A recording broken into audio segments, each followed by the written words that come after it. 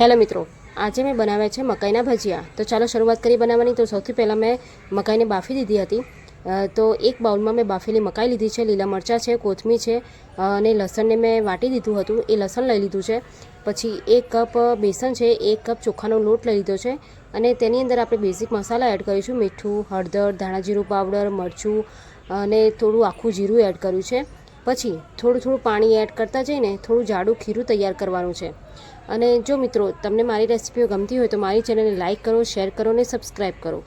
હવે જો થોડું પાણી નાખી મેં આ રીતનું ખીરું તૈયાર કર્યું છે અને પછી એમાં થોડું લીંબુ એડ કરવાનું છે, કેમ કે મકાઈ જે છે કોર્ન એ સ્વીટ હોય છે અને એનો ટેસ્ટ બેલેન્સ કરવા માટે થોડું લીંબુ એડ કરવાનું છે।